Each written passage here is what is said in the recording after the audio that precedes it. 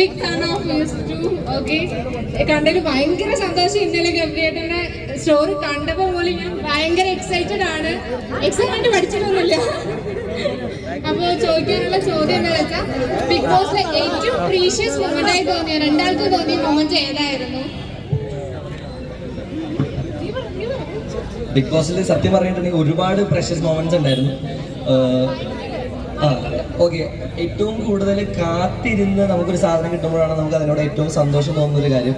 അപ്പോൾ അങ്ങനെ കാത്തിരുന്ന് കിട്ടിയ ഒരു സാധനമായിരുന്നു റീ എൻട്രി. 55-ാമത്തെ ശേഷം എല്ലാ ദിവസവും ഞാൻ എപ്പിസോഡുകൾ കാണും. ലൈവ് അധികം കാണാറുണ്ട്. എപ്പിസോഡ് കാണുന്ന സമയത്ത് ജാസ്മിൻ ഇങ്ങനെ നോക്കിയിരിക്കും, ഓരോരുത്തർ വരുന്നതും നോക്കിയിരിക്കുന്നതൊക്കെ ഞാൻ കണ്ടിട്ടുണ്ട്. അതുകൊണ്ടാണ് കുറച്ച് സ്പെഷ്യൽ ആയിക്കൊണ്ടെന്ന് വിചാരിച്ചിട്ട് അത്രയും എഫേർട്ട് എടുത്ത് റീ എൻട്രി ചെയ്തത്.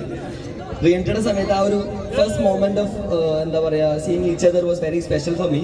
അപ്പോൾ അത് തന്നെയായിരുന്നു എനിക്ക് ഏറ്റവും സ്പെഷ്യൽ ആയിട്ടുള്ള മൊമെന്റ്സ് വരണം. പിന്നെ അതുപോലെ തന്നെ സ്റ്റേജിൽ ഫിനാലയിൽ ടോപ്പ് 3 ജാസ്മിൻ നിൽക്കുന്ന ആ ഒരു image is also very special for me. So that's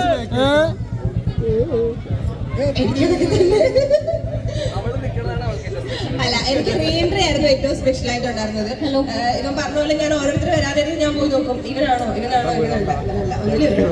പിന്നെ രാവിലെ ഞാൻ ഉറക്കം എണ്ണിച്ച് വന്ന് പെട്ടെന്ന് ഇവനെ കണ്ടപ്പോൾ ഞാൻ ഷോക്കായി പോയി. അതായിരുന്നു ഏറ്റവും സ്പെഷ്യൽ. എപ്പോഴും ബിഗ് ബോസ് കാണാറുണ്ട്. ആ ഒരു ടൈം ആകുമ്പോൾ വെയിറ്റ് ചെയ്യും. ജാസ്മിൻ്റെ ഗബ്രിയിലൊക്കെ ആ ഒരു കോംബോ അതൊക്കെ ഗെയിമൊക്കെ അടിപൊളിയായിരുന്നു.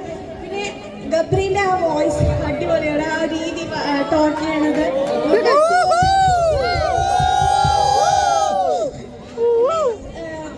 ഫാമിലിന്ന് വന്നപ്പോൾ ജാസ്മിനെ ഇതാക്കി എന്തായിരുന്നു സന്തോഷം. നമുക്ക് ആരുമില്ലാതെ നിന്നിരുന്നൊരു സിറ്റുവേഷൻ ആയിരുന്നു എനിക്കത്. ഇവരില്ല, എല്ലാവരും പോയി നിന്ന് ഞാൻ പൊതുവെ തകർന്ന ഒരു സിറ്റുവേഷനാണ് ഫാമിലി വന്നത്.